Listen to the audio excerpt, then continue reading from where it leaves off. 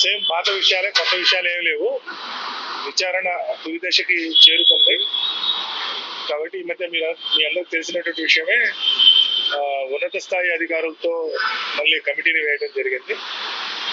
So కాబట్టి ఆ ఉన్నత స్థాయి అధికారులు ఎవరైతే ఉన్నారో వాళ్ళు తిరిగి గతంలో చెప్పినటువంటి విషయాల మీద కొంత తిరిగి వివరణ అడగటం కోసం అని చెప్పి పిలవడం జరిగింది. గతంలో ఏం చెప్పాము ఏంటి అనేటువంటి విషయాల మీద.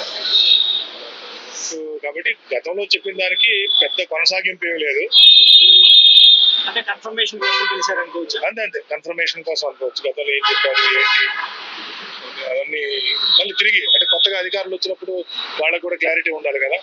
దట్టు ప్రధాన ముద్దాయిని ఎందుకు తెలుసు, నిన్నటి వరకు ప్రధాన ముద్దాయిని విచారించారు కాబట్టి ఆ ప్రధాన ముద్దాయి చెప్పినటువంటి విషయాలు ఏముంటాయి కదా, వాడితో క్రాస్ చెక్ చేసుకోవటము. సో దీంట్లో ఉండేటువంటి అలాంటి సాక్షులందరినీ కూడా ముఖ్యమైనటువంటి సాక్షులు మళ్ళీ పిలిచే అవకాశం ఉన్నట్లుంది. అందుకోసం నిన్న రమ్మన్నారు. నిన్న నేను బయట ఉండడంతో రాలేకపోయాను. ఈరోజు వచ్చేసి నాకు తెలిసినటువంటి విషయాల్ని షేర్ చేసుకోవడం జరిగింది. మళ్ళీ పిలుస్తామన్నారు.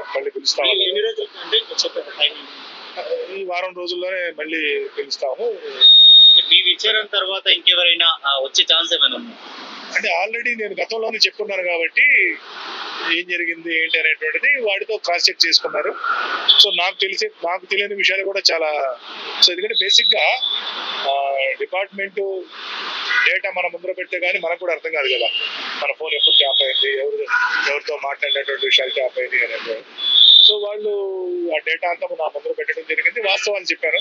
అవునండి, నేను వీరితో మాట్లాడిన మాట వాస్తవమే. చెప్తున్న అంటే వాళ్ళ దగ్గర కూడా మొత్తం డేటా లేదు కదా. నేను చెప్పడానికి సరే నాకు 2020 నుండి నా ఫోన్ ట్యాప్ అయిపోయినట్టు నాకు అనిపించింది. ఇప్పుడు పోలీస్ వారు చూపించిన డేటాతో క్రాస్ చెక్ చేస్తున్నప్పుడు ఏంటంటే వాళ్ళ దగ్గర ఉన్నటువంటి డేటా ఏదైతే ఉందో ఆ సమయంలో అయితే పక్కాగా జరిగింది అనేది అర్థమవుతుంది. సో నా 2 నంబర్లను కూడా కంటిన్యూస్ గా ట్రాక్ చేశారు అనేటువంటి విషయం అయితే క్లియర్ గా అర్థమవుతుంది. Thank you.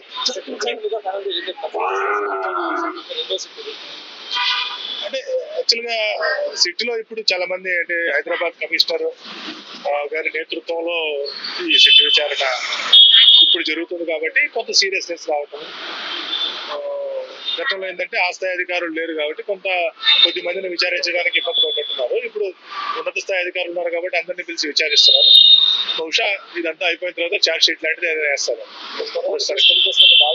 నేను ఏదైనా 1-2 నెలల్లో ఈ కేసు కొలిక్కి వస్తుంది అనేటువంటిది మాత్రం నాకు అనిపిస్తుంది. ఇది చూస్తుంది.